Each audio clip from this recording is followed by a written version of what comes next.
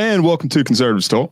And, we've been talking a lot about the Second Amendment and 2A, and today is all about 2A. And we're going to be discussing exactly what does the Second Amendment mean to us. So make sure you stick around for that because it's definitely something you're going to want to find out.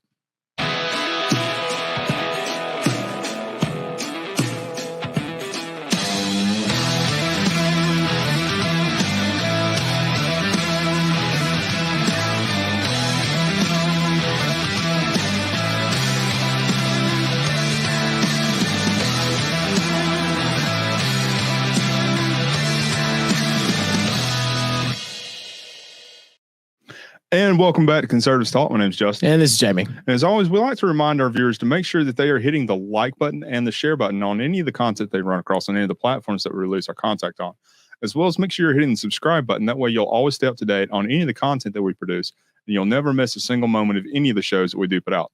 We also like to encourage our viewers to go to our website at conservativestalk.org and hit that sponsor tab in the upper right-hand corner or the lower right-hand corner and help us out with what you're able, because every little bit goes an incredibly long way to eventually Jamie and I, one of these days, taking over the world and making sure that your Second Amendment rights are never infringed. I like the way that you put the twist on it this time. So, are we really going for world domination if we give everyone the right to guns? See? Yeah. Well, something along that. Which is beautiful because tyranny should always be destroyed, even if it is us. No. The only exception for tyranny is with us. Never. Tyranny is never a good thing.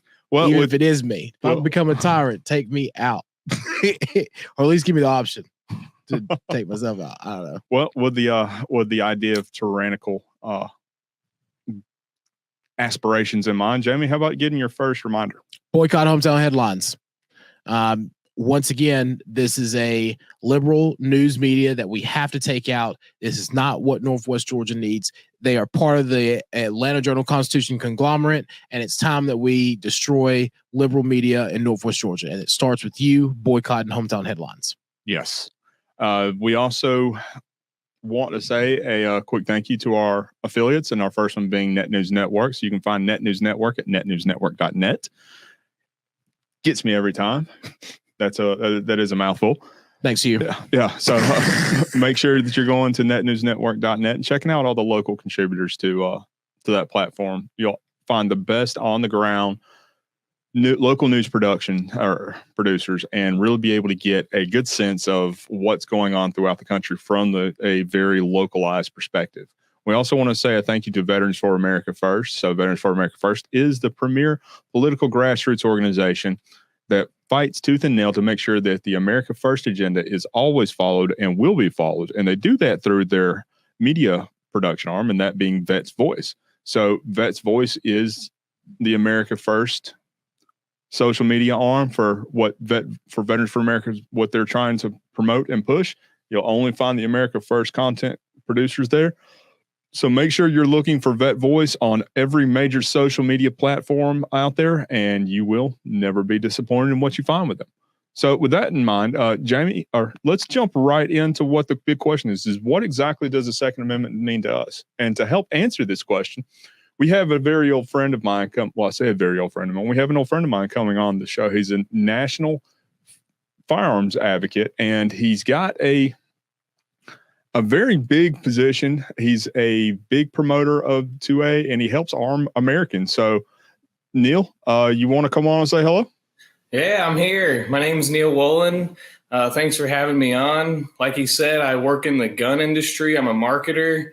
We arm the people. In the past, I worked for gun rights organizations, and I think I'm going to get involved in some more gun rights activism here soon. So I'm glad to be here. Outstanding, because that's definitely one thing that we really need to make sure that we protect going forward, especially with what we just saw last night from our absent commander-in-chief.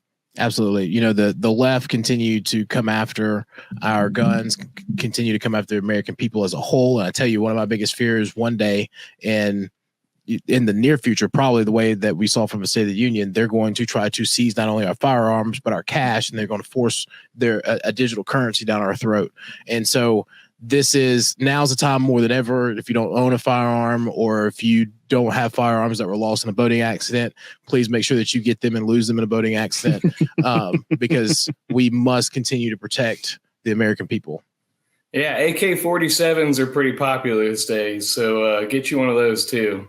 That's interesting. That's like vintage. Yeah, that's no, there's a big market around it now. I mean, people are moving away from AR-15s; they're getting AK-47s. So, that's interesting. That's something I never really would have thought about it. Considered. I guess it's in time for World War III.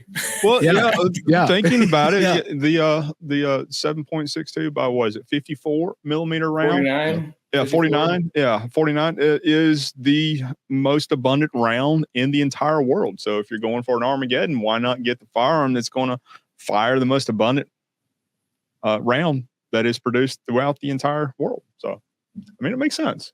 However, if you like accuracy, maybe not AK-47. Well, some people can't shoot anyway; they just spray. So, just whatever you need to do. A little bit different between with that one, because do you hold it sideways? Yeah. I shouldn't say that. that's the ghetto style. Absolutely. Oh man. So Neil, what is one of the biggest things that you're seeing in the fire industry that you see coming up that would be a big hindrance or a big issue towards future gun rights? Well, the states have been impeding on firearm rights, like Illinois specifically. I mean, there's a lot going on there. I mean, they've had court challenges and all, but we're afraid of the federal gun control. Apparently, I haven't seen it, but the states are actually cracking down on firearms pretty heavily, at least in the northern states, of course. Well, you're not wrong. What was it? The Oregon, their gun ban that they have there, anything that has a magazine or anything along that line is just flat out is a no-go. Although the sheriffs there have come out and said that they will not enforce any of those laws whatsoever. And New York's kind of like that too, right? Where like they say you can have a permit to have a firearm, but then they make it almost impossible to get a permit. Well, don't get me started on permits. Actually,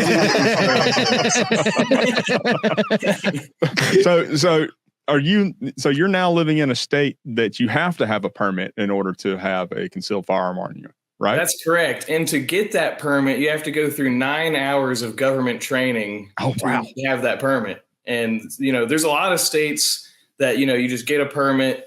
It's like Georgia. I mean, it used to be you get a permit and that's it. You pay the fee, which is terrible. Now you don't have to because of constitutional carry. But yeah, there's states that are even worse to where you have to sit through a whole day of training, like mandated by the government. And yeah, that's pretty unconstitutional in my opinion. Yeah. As a bureaucrat, there's less training that we have to go through to get some of our licenses to enforce some of these rules. So I think it's awful that people as a private citizen just to get a gun have to spend more time than it does for me to protect state waters. Like that's awful. Like the most popular part of the Second Amendment is right to bear arms, Yeah. So literally, keep and bear arms. I think the bear part means carrying it. Mm-hmm. Yeah. Yeah. I mean, it'd be a little difficult to keep the giant furry critter in your pocket for personal protection. Or you could keep a banana in your holster. Well, I mean, not all of us are going to pile, so. I mean, what good is a gun for self-defense if you can't carry it? Exactly. If you can't bear arms and you're only keeping arms, it's not very helpful. I believe it was DC that had the law that required that you have your firearm locked up in a safe, separated from the ammunition in another part. And that was your right to have a firearm in the District of Communism up there up until DC v. Heller, which fundamentally changed the firearm world. But there again, we also just saw the most recent case coming down that fundamentally changed the entire firearm world as well, which made it to where states are required to now view the laws regarding firearms within the realm or the time frame of the founding. when our Constitution, or more specifically, the Bill of Rights, was ratified. Well, speaking of storage, doesn't Georgia have some gun control legislation coming along relating to firearm storage? I don't know about the storage, but I do know that we do have one of the SAPA laws that's coming up. Yeah. Because Democrats are filing stuff, man. Well, I mean, day, they can file all they want to. All they're doing is killing trees with that one here in Georgia. All right, yeah. Save the paper. That would be a little.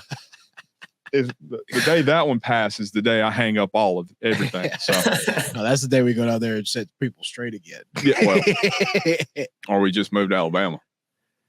Oh, that's the getaway plan. My getaway plan always George, go on, George, great state of Alabama, but well, they pass a required storage law, then we might not be as good as Alabama. So with everything that you've done within the firearm world, I want to throw a case ruling that had just come out this past this week at you and get your opinion on it, as what your thoughts are, looking forward to what this could potentially mean with everything that's coming down the line. We have a president in office that's wanting to ban all firearms. We have states that are consistently infringing upon firearm rights. So in Ohio, a man was arrested as a known drug user of marijuana. And part of his arrest was that he was found in possession of a firearm. Mm-hmm. So now they had essentially appealed his conviction and took it to a federal appellate court. And the appellate court said it would be a violation of his Second Amendment rights, even though he is a known drug user and an active drug user. It's a violation of his Second Amendment rights for you to arrest him and tell him that he cannot have a firearm while he is intoxicated on a known felonious substance. So I want to get your thoughts on that, in particularly thinking about it in the context of what Hunter Biden did with him buying a firearm as a known crack user. Right. Well, I mean, in your home, if you're drinking alcohol, it's not illegal to own a firearm. And that's significantly more dangerous than being in your home and smoking marijuana. Great. And I think, Florida, for example, there's a lot of medical patients, and a lot of veterans use this medicine, medical marijuana. And I don't think these individuals should be disbarred from owning firearms. So I'm not going to speak for crack cocaine and all these other drugs. That might make a firearm situation a little dangerous, but I'm kind of an absolutist anyway. But no, I think that shouldn't be something that should be criminalized. And I think it's good that, essentially all these medical patients, or if they're going to make it a recreational deal, wouldn't be penalized for having a firearm also. I agree with that. I do. I agree with that up until the point of, even in the most loose gun law states, if you are drinking and you have a firearm in a public setting, of course, we're talking strictly public. I didn't say public. I said I know in your home. Absolutely. I'm talking about in a public setting. Right. If you're drinking in a public setting and you have a firearm on you, it takes that to another level. It would take it to the same level of having or imbibing with marijuana and using marijuana and having that intoxicating effect as well. I agree wholeheartedly with you in the fact that alcohol is a much more dangerous substance than marijuana is. I believe marijuana's got a bit of a bad rap. Alcohol is a true gateway drug. Absolutely, without question. Especially, I would say, even opioids are even more than alcohol. But I do like the fact that you brought up that a lot of people now are being prescribed to this medication, that our veterans are being using it for a lot of therapy. So I really do like that point on there, and that's not something that I personally had considered with this. Well, it's basically like So the federal government is pushing marijuana now. Like now that and like I'm not against, the government advocating for marijuana. That's okay. But if they also made it so that gun owners or individuals that smoked marijuana couldn't own guns, but then they have everyone smoking marijuana, then that's just a way to disarm the people also. Yeah, it's basically hypocritical because now you want to push a substance on people, similar to how they did opioids back in the day, and then say, oh, well, you have a problem now and we need to start taking your rights away when they created the problem. And here's the thing, whether it's alcohol, opioids, whatever substance someone wants to be on, a responsible gun owner is going to be a responsible gun owner, period. Yes. No, without what I mean? doubt. Like anyone who understands how to use a weapon is not going to misuse a weapon, and they understand, the level of control that they have and know when to put their weapon away. I think what kind of you were leading into was this is another route or avenue potentially legally that the Biden administration could use to try to get Hunter off for being a crackhead and lying on the firearm. lying on his firearm. Yeah. But that's lying on the ATF form. Yeah, which is kind of crazy when you kind of look at it, because again, this will be another situation where the Biden administration will abuse their privilege, or potentially could abuse their privilege. We don't know yet. And I have to look up and see who appointed these judges. Yeah, depends on what happens when. So, again, I really like that response to that. So, I've got another legal case to throw at you with this. So, again, just this past week, I forgot exactly where it was, but there was a ruling. It may have been out of Texas. Let me double check on that real fast. It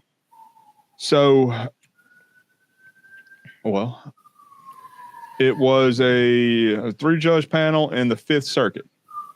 So they essentially said that someone who has been issued a restraining order for domestic violence still has a Second Amendment right to hold and be able to continue to have their firearms. We see that a lot of people are a lot of domestic abuse of survivors have their significant others or the ones who have pushed or who have come out and harmed them to begin with to have these restraining orders issued against them. You see them come back to be killed in the future by this person that had this restraining order issued against. And before we get started off on that, I am under no circumstances whatsoever advocating for red flag gun laws on that, or yellow flag, or blue flag, or whatever color flag you want to with that. Right. So what are your thoughts on essentially the uplifting of the restrictions on firearm owners who are under domestic violence restraining orders? Well, I remember when I worked for Georgia Gun Owners, there was a gun control bill similar to that was pushed, where they wanted to make it so anyone accused of domestic violence had to have their firearms restricted from them or taken, or they can't buy more. I remember the executive director of Georgia Gun Owners was saying it could be as simple as there was a verbal dispute and the police come and then your firearms are taken. Or maybe someone slapped someone. I'm not going to get into the details of domestic violence. It could be serious. It could be not so serious. But I think that could just be a slippery slope into disarming people, because I think individuals could then make more and more domestic violence calls on purpose, or it could be used as a way to get back at individuals. I don't know who makes the decision of if something is domestic violence or if it isn't. I think it's obviously domestic violence is terrible. Not advocating for it at all, but I don't think there should be any stipulations to where police are called and then without some sort of full-on trial where you're found guilty, firearms would be taken. That's just never going to be okay in America. I like the qualifier you threw in there. He is not under any circumstances advocating for domestic violence. Yeah, no, terrible thing. Everyone needs to just get along and have wonderful, beautiful relationships. But rainbows and sunshine everywhere we go. That's tough, because here's the thing, okay? In that situation, however it may go, if one person, whoever may call the law enforcement, right, the police on for domestic violence, if they had a gun, they wouldn't be worried about the person coming back. At the same time, you shouldn't take away someone's rights for any reason. Mm-hmm. It's a right to bear arms. So, that might get me even more hated than I am already today. But and that's a lot, by the way. Well, let me follow up and say women should arm themselves. Exactly. Yes, so, I mean, if they feel threatened, arm yourself. Mm-hmm. So, I mean, I think that would solve a lot of problems. That solves it all together. Like, instead of taking away someone's rights, make sure that someone has their rights, has the ability to use their rights if that person were to come back. Mm-hmm. Expressing and enjoying their rights. There we go. That's the phrase I was looking for. And I'll add, when gun companies make guns affordable and accessible, especially shipping across the nation to states that allow it, that makes women and others more capable of getting online and getting what they need and going to their FFL and arming themselves. Mm-hmm. Yeah, and that would be a lot easier to do without a lot of the new federal restrictions that are being pushed and jammed down our throats. And I want to say, and adding on to a lot of that, you said it was a slippery slope. And I mentioned the multi-rainbow flag laws that are out there in abundance now that could ultimately end up in somebody losing a lot of their firearm rights. Almost a privilege, which it is not a privilege, it is a right. That is, I mean, you're right. That is an absolute slippery slope, because if you have these situations, a lot of these red flag laws would allow for really what are considered kind of ex parte hearings to go on, hearings that you're not allowed to participate in and that you don't even have any knowledge that are going on to be conducted. And then you ultimately lose your rights and freedoms. And the next thing you know, you have the sheriff's office knocking on your door saying, hey, I'm here to collect your firearms. Right. And they always cite if we had red flag laws, this would have stopped this. Yeah. And it's just not actual proof when they say things like that. I could say, well, if the individual had a gun, they could have stopped it. So absolutely. In self-defense. Mm-hmm. So you can say anything, and they use these kind of talking points to ignore from the reality that most of the gun violence happens where all the gun restrictions are, where guns aren't even allowed. So, yeah, the mall shooting that happened, where a guy started shooting at he may have killed a couple of folks, and then you had almost a very prolific gun enthusiast, but somebody who had no real experience or training militarily or police, just within his local class and his local firearms range, put a stop to that. And if I'm not mistaken, he was 90% proficient in his accuracy on that at a distance with the firearm that he was using. So it's and two of the most the highest murder rates in the last 2 years have been Jackson, Mississippi, and New Orleans, right? Both of them have heavy gun restriction laws. And when you go back and look at all the areas that have high murder rate per capita, they're all within blue states or within blue areas of red states. I mean, just look at Chirac. Literally. That's Chicago, by the way. That's what I had on my mind. Yeah. That's terrible. I had to teach Justin about the war zone. Yeah, I hadn't heard of that one before we really started jumping into this show. Before they started taking videos off of YouTube, you could see people walking around with rocket launchers in the middle of Chicago. What? I haven't seen those. Yeah. I mean, that literally, wow. You can buy an RPG in the ghetto of Chicago, and you'd be like, wait a minute. Jeez. I mean, you can kind of buy those in the ghetto just about any place. Yeah, but ain't nobody's gonna walk around with it. Just imagine going down the street and you see somebody walking with an RPG, and you're like, I mean, hey, Right to bear arms. I don't know. Right to bear arms. Right to bear arms. It's an arm. It's something. I think that's more artillery than arm. But Oh, okay. although I will say, you know, the right to bear arms in itself fundamentally was put out there to be a deterrent from an over oppressive, tyrannical federal government, and we need to have the ability to fight against it. And you're a little bit stronger with me. Like, RPG is okay with me. I don't want to take in the front yard though. It's Justin, you'll have a whole tank.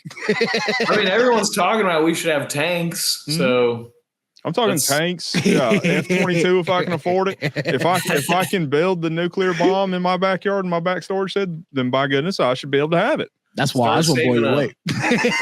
Yeah, the federal government can have it if the entire Second Amendment is intended as a deterrent against them from being too tyrannical. Then the best nuclear deterrent is a nuclear deterrent. That's true. Peace through strength. Exactly. Valid, but I'll carry a big stick, but I'll walk quietly. Actually, I won't, but I'll carry a big stick and walk movie, as loud as possible. You see that parody movie called "Don't Be a Menace to South Central" while drinking? Of course, I have. When you open up the mail truck and he's got the. That's what I think of when you say stuff like that. Oh man! I'm just gonna walk around with a nuke. Don't be a menace to South. Yeah, I'm walking around with a nuke in the back of my mail truck just to carry it around, just in case someone wants to get froggy. Well, you know, breaking the law is breaking the law. So, like, murder is murder. So it's like if you have these things and you're not hurting anyone, you're not breaking the law, in my opinion. But exactly, that's true. That's valid. Exactly. I got into an argument with an old friend of mine who said that we should not have assault rifles or excuse me, we should not have these weapons that have the capacity to have a magazine that has 30 or more rounds. I don't mean to use the left's terminology on that, although that's on another story. It's our own fault. We shot ourselves in the foot with that one. But no pun intended. Yeah, literally. But her entire point was that somebody could take that from me and use it against somebody else. My response to that is they're not taking that from me because I have it in the first place. First off. Right. If you got 30 shots and someone is able to still take your gun from you. That was my I mean, but you still shouldn't be criminalized for someone stealing your guns. Exactly. Exactly. That's one of the gun control laws they're pushing in Georgia right now. They're trying to criminalize people that have their guns stolen. Yeah. So. Oh yeah, with the safe storage, yeah. Yeah. No, that's something I know Colorado has, which is mind-blowing to me.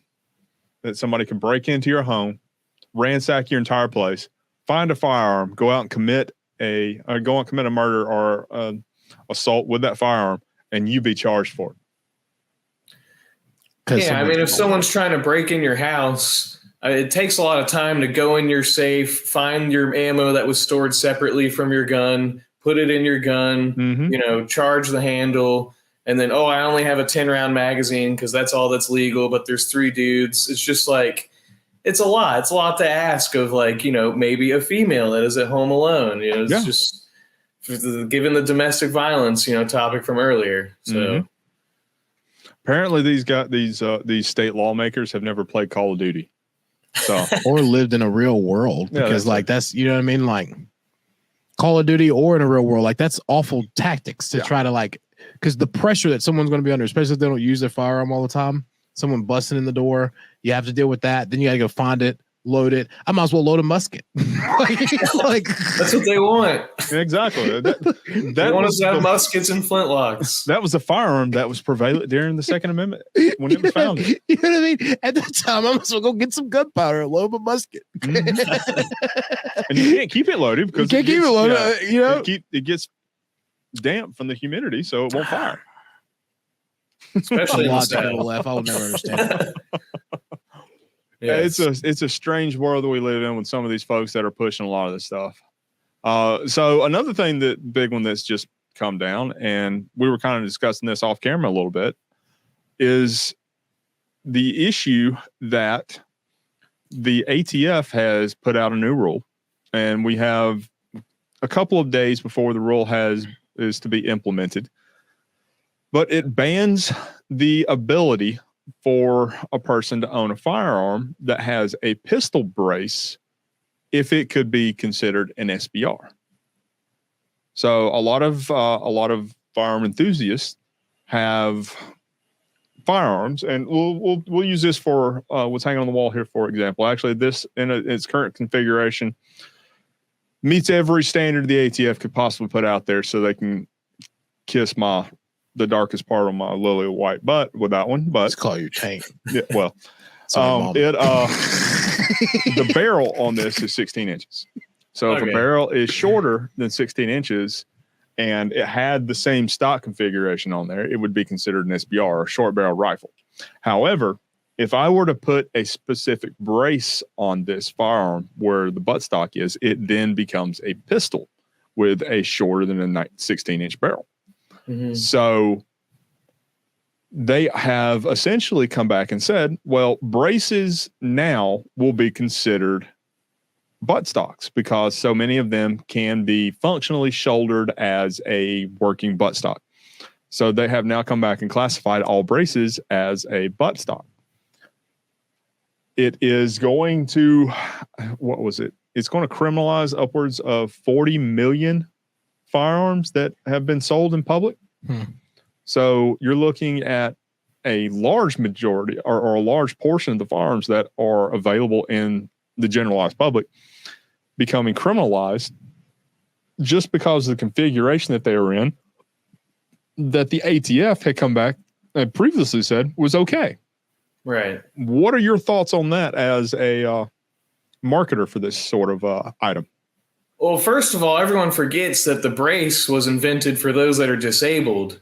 Yes, so it's supposed to be so disabled individuals can use an AR platform, strap it to their arm, and it creates an easier situation for them to utilize that weapon. Mm-hmm. And then essentially because of the SBR stuff and the short barrel stuff, everyone just started using it, this kind of loophole that kind of never should have even been necessary to find a loophole to use their shorter barrels. But I mean, if it was up to me, I would tell everyone to just throw a stock on it and don't tell anybody. But I think it will get challenged. I think the ATF is just kind of an illegal extension of the IRS. It doesn't even make sense to have the word tobacco in their name anyway. Like it needs to be reformed, this organization, or abolished or something.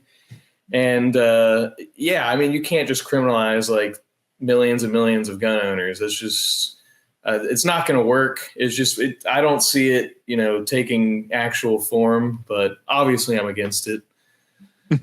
You are absolutely correct. The ATF originally came from what the IRS has become into. It was part of the Treasury Bureau originally, and then spun off of the IRS when the IRS separated from the Treasury Department, and then became its own entity after it separated under the NFA. Because they wanted to go after prohibition and everything that was associated with it, tobacco, firearms. Yeah, it's just weird. It's just this outdated thing, like alcohol and tobacco is legal and firearms are legal. I mean, just call it something else. I don't know. I mean, like, why are you going?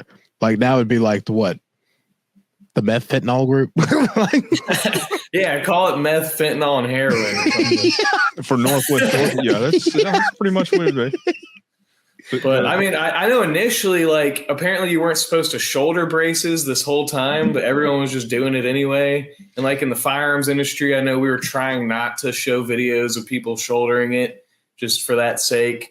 But I mean, in my opinion, I don't understand why you can't have a short barreled rifle without filing paperwork and all that.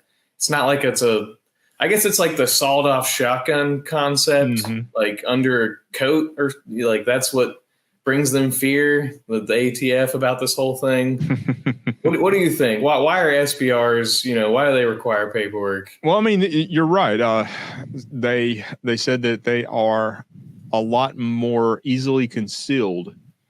And back during the time of Prohibition, when you had a lot of the bank robberies that were going on and taking place, they would walk in with trench coats with the fully automatic, either BARs or Thompsons or things along that nature, and they would cut the barrel to length on those, and you would have them to be easily concealed. And that's where they got a lot of this idea behind it from. However, what they fail to realize with that is by cutting that barrel down or reducing the size on that barrel, you are significantly reducing the performance of that firearm. So they say it's a lot more dangerous because it's a lot easily concealed. However, what they're failing to mention, bringing out there is, it could be easier to be concealed. However, it is far more ineffective as a SBR than it is as a full barrel rifle. I mean, this one right here, I believe it fires at somewhere around about just under 3,100 feet per second. If I were to put a 7.5-inch barrel on there, you're looking at somewhere in the neighborhood of 23 to just barely breaking the sound barrier. So it's really reducing the impact that this firearm can have.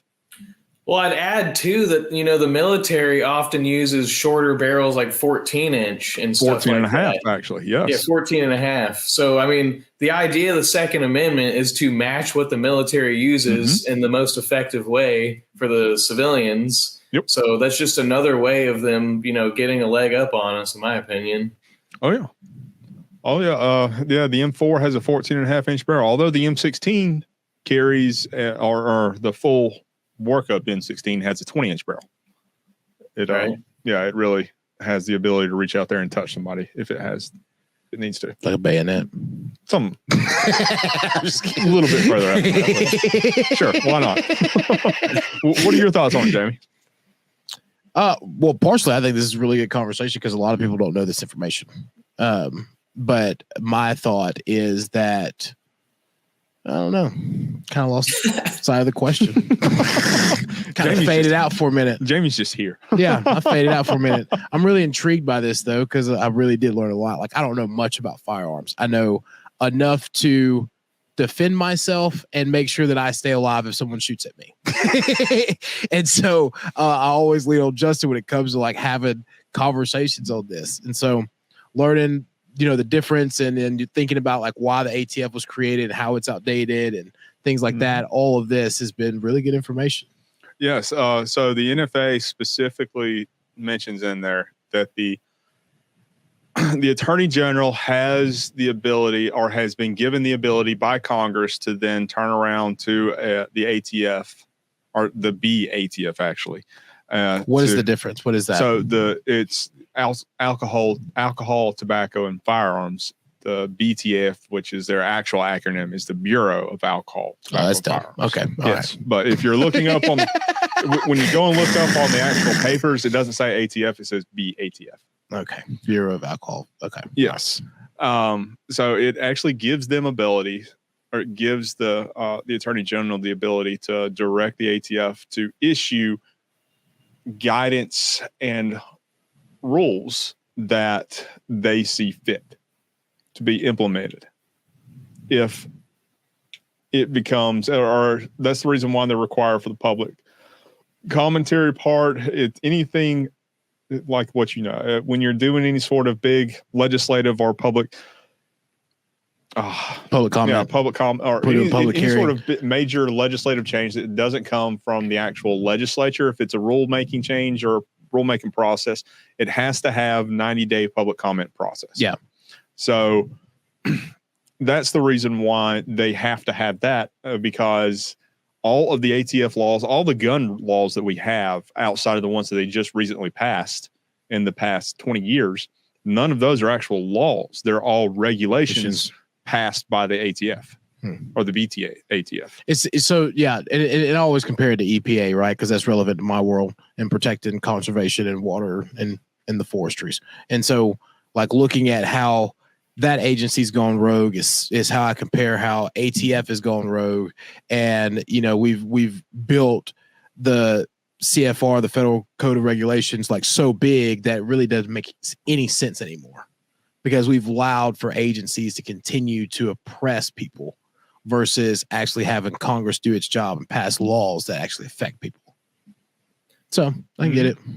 Right. Yeah. We vote for our congressional members, and they should be the ones, engaging in this. Not that they should pass gun control, but have the debate, not this rogue organization that just has really no oversight. It's a scary thing.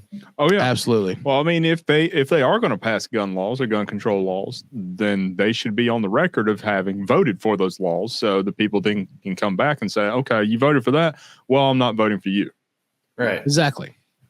Yeah. This whole ATF agent or this whole alphabet agency process of making laws and these regulations through just their own unsupervised or without any sort of oversight, that their own process within themselves and no ramifications from that. Because, I mean, outside of the head of the ATF, none of those people are going to be replaced once no regime change comes in. And again, this goes back to my whole fear about term limiting Congress, because you give the staffer that much more power.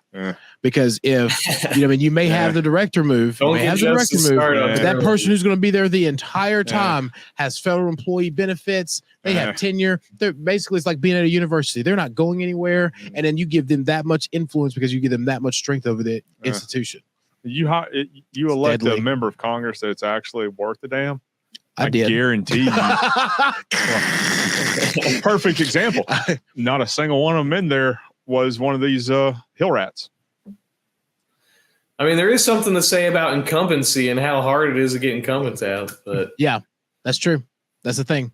But that comes to like financial campaign finance stuff a little more than term limits. But yeah, that's there's a lot of that to that one. There's a lot, and there's a lot to unpack there, because when you really look at it, like look at this last round in the state of Georgia, no incumbent loss. Mm-hmm. Not a single one of them. I can attest to that. Yes. But oh yeah. Yeah. Like, you know what I mean? Like that in itself, all the controversy, everything that we've gone through throughout this entire state over the last 4 years, not a single incumbent loss. Think about that. Yeah. And I mean, is there anything I could change other than term limits first? Like maybe something else first? Yeah. I would say campaign finance. That would really come in and put the ability. Super PACs. Well, for one, I would say PACs. You can't receive any sort of funding outside of the area that you are going to be representing. Yeah, that'd be good. I like that. Because if you're not receiving any sort of outside funding from, say, for instance, we'll take here at home, for example. If you're not receiving funding outside of the state of Georgia because you are going to be representing Georgia as a whole, then does that just mean the PAC has to be headquartered in Georgia? No, that means that you cannot receive any money from California, New York, Wisconsin, North Carolina, South Carolina, Alabama, Tennessee. If you're going Kentucky? to be, maybe Kentucky. But if you're going to be representing the state of Georgia, you can't receive money from anywhere outside the area that you're going to be representing. Let me pose 20 years ago, I would 1,000% agree with you. 20 years ago? Mm-hmm. Does that mean that you bought into the system? No, I don't 1,000% agree with you. I mean, it's just like I mean, we're in a poor area. If someone comes in with money, even if they like just come in with millions of dollars, you automatically lose the local race because of the fact that like you won't be able to raise the money. Yeah, but so it just makes it that much harder unless you're an incumbent. Like, I mean, not being an incumbent or being super wealthy. Or you can come in and make it to where there has to be a specific time frame that you have to live in the state before you can run for this sort of thing. Especially for state legislation. I don't like this conversation anymore. That's already a thing. Yeah, I was gonna say I don't like this conversation anymore. Well, for representatives, I'm talking like for statewide office. Let me ask a question. Do you think it's more likely that the ATF gets abolished with that legislation in Congress, or that they pass an assault weapons ban? In all honesty, with that Congress that's in office, I don't think either one's going to happen. I don't think they're going to get it. Yeah. I will be surprised if they pass one bill. Well, they'll pass what they need to pass, but it won't be just gung ho like we've seen for the past 2 to 4 years. I feel like they'll pass a federal spending bill that allows for the government to run until the next time they plan on kicking the can. And then that will get us into the next cycle of elections. And then they will figure out what they're supposed to do. Other than that, I don't think they're going to pass anything. I would disagree on that one. We'll have to see. because That's one I don't mind losing. they'll have an agenda, or both sides will have an agenda to what they want to be done. And you have somebody who's in the office that is going to be willing to make compromises in order to get his way, which is Or her way. No, Nikki Haley.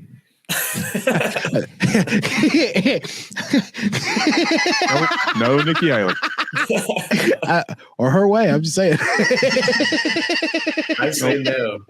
I said 2 years, not 4. 2028. I know. I'm totally kidding. Jamie, 2 years.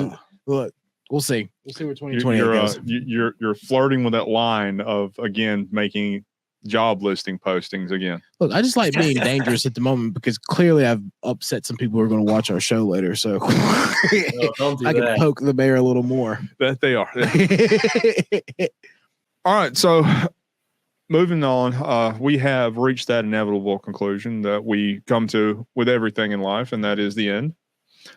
Neil, I want to say thank you so much for joining us on the show. Thank you. It has been a pleasure to having you on here and having your opinions put out there with us. Yes, sir. Y'all are good friends of mine, and I love and appreciate the Second Amendment and the advocacy you do for it. Thank you. Absolutely. We're going to keep a close eye on several of the things that are going on here in the state of Georgia, as well as abroad, nationally, and some surrounding states as well. As we've had with one of our previous guests, State Senator Colton Moore, he is the head of pushing the entire SAPA movement here in the state of Georgia, and that's the Second Amendment Preservation Act. So make sure you are encouraging him and your local representative to really get behind that bill and make sure that that is something that really makes it to the forefront of everyone's agenda in this legislative session. So again, Neil, thank you for coming on, and we appreciate it as always. Thank you, Neil. Thank you, guys. Anytime. Absolutely. All right, Jamie. And with that in mind, we would like to make sure that we encourage our viewers to make sure that they hit the like button and the share button on any of the platforms that they run across any of our shows on, as well as going to our website at conservativestalk.org and becoming a sponsor and helping us out so Jamie and I can one of these days come back and take over the world. We also properly with giving you your Second Amendment rights. We're going to use the Second Amendment to take over the world. We also want to say a quick thank you to Net News Network, as well as Veterans for America First and their media arm, Vet Voice. So with that in mind, Jamie, what are your final thoughts? I want to say that this is the time. We are just coming into the convention cycle. We've got through mass precinct. We're getting ready for the county meeting. So March 11th, mark your date, county convention. If you've been elected as a delegate or alternate, please show up. This is how you start the process to get to nationals and become one of those individuals who helps elect the Republican nominee for president. So it all starts here. If you got your information from your mass precinct, make sure you come to your county meeting and then go to your district and state meeting. Those convention dates are also going to be released. So that's my final thought. Got to add to it. The municipal elections are coming up. If you are interested in running for a city commissioner for the city of Rome, please contact me as soon as possible. Thank you. And with that in mind, this is Conservative Talk, and